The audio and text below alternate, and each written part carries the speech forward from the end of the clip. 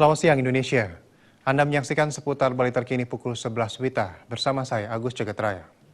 Pemirsa, Polres Buleleng tidak hanya berhasil mengungkap kasus peredaran pemakaian sabu-sabu, namun juga berhasil mengungkap jaringan narkoba jenis ganja. Hal tersebut juga baru pertama kalinya ditemukan di Kabupaten Buleleng. Kasat Narkoba Polres Buleleng Ketut Adnyana seizin Kapolres Buleleng menjelaskan penangkapan tersebut dilakukan pada warga Gria Perbai Pemaron Blok A nomor 40 Desa Pemaron atas nama Stevi di sebuah rumah di kawasan Lovina, Selasa pekan lalu. Di sana, polisi mendapati 2 paket ganja, masing-masing seberat 3,2 gram dan 3,8 gram.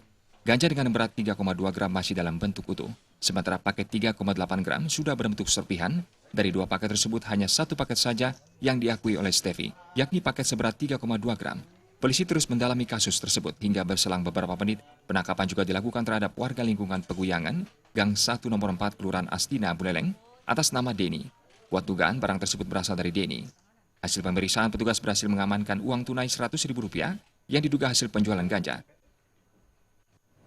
Dengan membawa narkoba jenis ganja yang kami lakukan penimbangan dengan berat 3,28 gram. Hasil penangkapan tersebut, hasil kami geledah terhadap tersangka Stefani dan melakukan pengembangan bahwasanya ganja tersebut didapat dari salah satu warga di Pemaron yang berinisial Denny.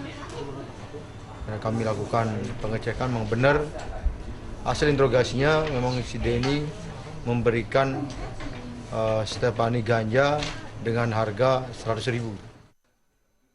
Sementara itu pelaku Stevi mengaku mengkonsumsi ganja sudah dilakukan sejak Januari lalu. Itu sebagai salah satu cara untuk menghilangkan sakit yang dideritanya. Uniknya, tersangka juga mencampur ganja tersebut dengan mie instan. Pakai rame-rame, putar-putar. Sendiri saya pakai. Oh, saya sendiri. Enggak, sapi ini berapa linting dapat?